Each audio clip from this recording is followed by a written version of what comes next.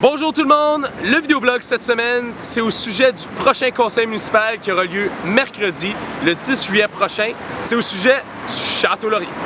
Le Château Laurier fait partie du paysage d'Ottawa, notre capitale, depuis 1912. Que ce soit un mariage, que ce soit une soirée spéciale, que ce soit une visite dans le centre-ville, le Château Laurier fait partie d'un élément iconique de notre capitale, un bâtiment qui n'a aucune cour arrière. L'addition qui a été proposée a été soumise par les propriétaires en février 2017. À l'époque, c'était un 12 étages qui avait été soumis. Évidemment, 5 études ou 5 soumissions plus tard, on retrouve un bâtiment différent. J'en parle dans quelques instants. Mais tout ça pour vous dire que cette addition-là est située entre le parc majeur et le nord du bâtiment. Donc, c'était un espace où il y avait un stationnement extérieur dans le passé. Au début, encore une fois, c'était un 12 étages. Maintenant, ils sont rendus à un 7 étages. Donc, les éléments du zonage sont un petit peu moins compliqués. Un 7 étages peut être respectueux d'une addition importante, mais les enjeux sont des enjeux au niveau des matériaux. Ce sont des enjeux architecturaux qui encore n'obtiennent pas la cote de passage. La participation publique sur cette soumission a été record. Plus de 2000 commentaires ont été reçus à la Ville en opposition à cette addition-ci. Il y a eu quelques commentaires, je dirais neutres, mais généralement c'était très négatif face à cette addition.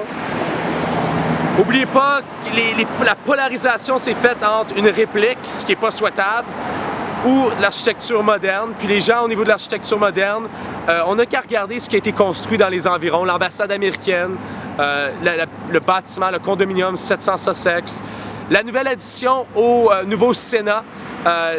Ce sont tous des exemples d'architecture moderne qui ont été inclusives des bâtiments du Parlement ou des environs du Parlement, ce qui est important pour la vision et le paysage de la capitale nationale. Alors, évidemment, on se retrouve devant un processus qui a été compliqué. En juin 2018, le Conseil a approuvé le permis du patrimoine, ce qui était vraiment l'enveloppe du bâtiment. On se rappelle que ça a été d'un 12 étages à un 7 étages. Mais il a aussi donné, il y a une motion qui a été approuvée, qui a été très importante, qui forçait l'applicant à travailler sur les matériaux, sur les formes, sur l'architecture. On a été presque aussi clair de dire qu'on voulait un nouveau groupe d'architecture qui travaille sur ce dossier. Malheureusement, ça n'a pas été le cas. Les propriétaires ont poursuivi avec le même groupe d'architectes. La Ville a été forcée de travailler d'heures et d'heures à essayer d'amener un meilleur projet. Mais le meilleur projet pour une propriété aussi iconique est simplement inacceptable. Alors, on se retrouve à la dernière heure. Le 10 juillet prochain va être un vote important. Le Conseil avait été clair, un nouveau groupe d'architecture devait être engagé.